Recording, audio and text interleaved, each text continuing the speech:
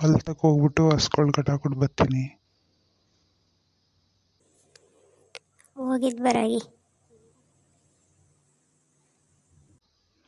Hello hello, ಯಾರು? Hello, ನಾನು ಕಣಪ್ಪ ಲಕ್ಷ್ಮಿ. ಓ, ಹೇಳ್ ಮಗ, ಹೆಂಗಿದೀಯವ್ವ? ಚೆನ್ನಾಗಿದ್ಯಾ? ನಿನ್ನ ಗಂಡ?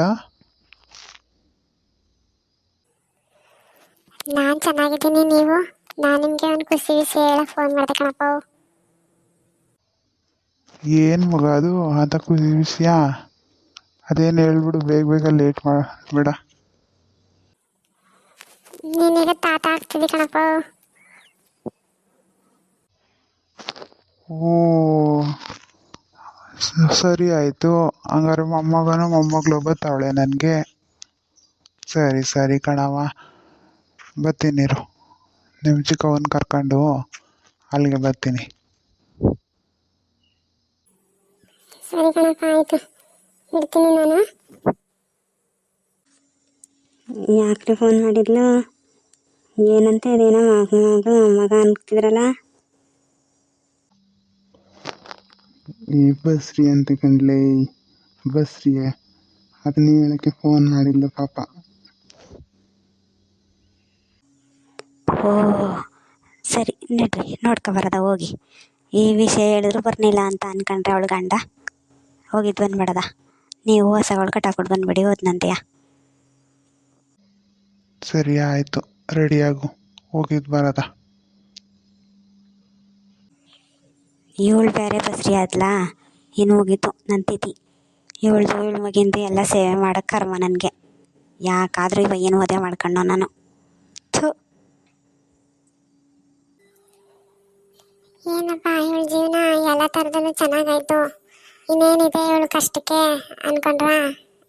ಇಲ್ಲ, ಇನ್ನು ಮುಂದೆನೆ ಶುರುವಾಗೋದು ನನ್ನ ಲೈಫಲ್ಲಿ ಕಣ್ಣೀರ ಧಾರೆ. ನನ್ನ ಗಂಡ ಚೆನ್ನಾಗೇ ದುಡಿಯೋಕ್ಕೂ ಸ್ಟಾರ್ಟ್ ಮಾಡಿದ್ರು. ಒಡವೆ ಇಟ್ಟಿದ್ದೆಲ್ಲನೂ ಬಿಡಿಸ್ಕೊಂಡು ಎಲ್ಲವೂ ಚೆನ್ನಾಗೇ ಇತ್ತು. ಈಗ ಅವರು ದುಡಿಯೋದನ್ನ ನೋಡೋಕ್ಕೆ ಸಹಿಸೋಕ್ಕಾಗದಂತೆ ನಮಗೆ ಯಾರು ಸಹಾಯ ಮಾಡಿದ್ರು ಅವ್ರಿಗೇನೆ ಹೊಟ್ಟೆ ಉರಿ ಸ್ಟಾರ್ಟ್ ಆಗೋಯ್ತು. ಇವಾಗಲಿಂದ ನಮ್ಮನ್ನು ತುಳಿಯೋಕ್ಕೆ ಸ್ಟಾರ್ಟ್ ಮಾಡಿದ್ರು ಲೈಟಾಗಿ. ಎದುರುಗಡೆ ಒಳ್ಳೆ ಒಂಥರ, ಹಿಂದ್ಗಡೆ ಏನು ಮಾಡಬೇಕು ಆ ಥರ ನಮ್ಮನ್ನು ತುಳಿಯೋಕ್ಕೆ ಸ್ಟಾರ್ಟ್ ಮಾಡಿದ್ರು. ಲಕ್ಷ್ಮಿ, ಯಾಕೆ ನಿಂತಿದೆ? ರೆಸ್ಟ್ ಮಾಡೋದು ತಾನೆ? ಅಯ್ಯೋ, ಮನೇಲೇ ಇರ್ತೀನಿ, ಇನ್ನೇನು ಕೆಲಸ, ಇನ್ಯಾರು ಇಷ್ಟ ನನಗೆ ಹೇಳಿ. ಆಟೋದು ಸೈಲೆನ್ಸರ್ ಹೋಗ್ಬಿಟ್ಟದೆ, ಶೋರೂಮ್ಗೆ ಬಿಟ್ಟು ಬಂದೆ. ಹೌದಾ, ನೋಡ್ಕೊಂಡು ತಗೊಳ್ಳೋದಲ್ವಾ? ನಿಮ್ಗೇನೋ ಗೊತ್ತಾಗಲ್ಲ, ಕೊಡಿಸ್ತೋರು ನೋಡ್ಬಿಟ್ಟು ಕೊಡಿಸ್ಬೇಕಲ್ವಾ? ಎಷ್ಟು ಖರ್ಚಾಗುತ್ತಂತೆ ಅದಕ್ಕೆ? ಶೋರೂಮ್ಗೆ ಬಿಟ್ಟಿದ್ದೀನಲ್ವಾ, ಅವರು ಚೆಕ್ ಮಾಡಿಬಿಟ್ಟು ಹೇಳ್ತಾರೆ ಇರು. ಎಷ್ಟು ಅಂತ ನನಗೂ ಇನ್ನೂ ಗೊತ್ತಿಲ್ಲ.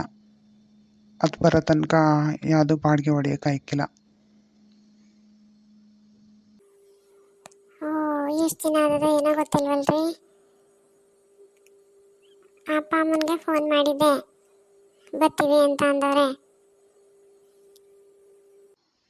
ಎಷ್ಟೊತ್ತಿಗೆ ಬಂದರಂತೆ?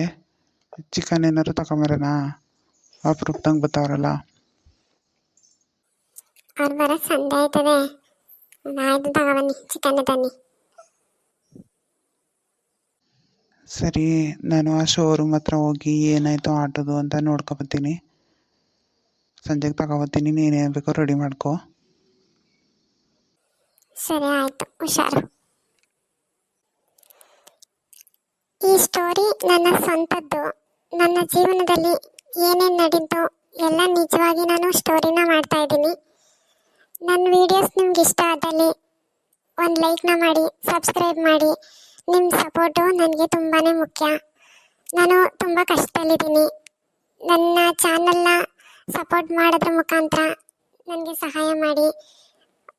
ಒಂದು ಮಗುನ ಸಾಕೋ ಜವಾಬ್ದಾರಿ ನಂದಾಗಿದೆ. ಧನ್ಯವಾದಗಳು.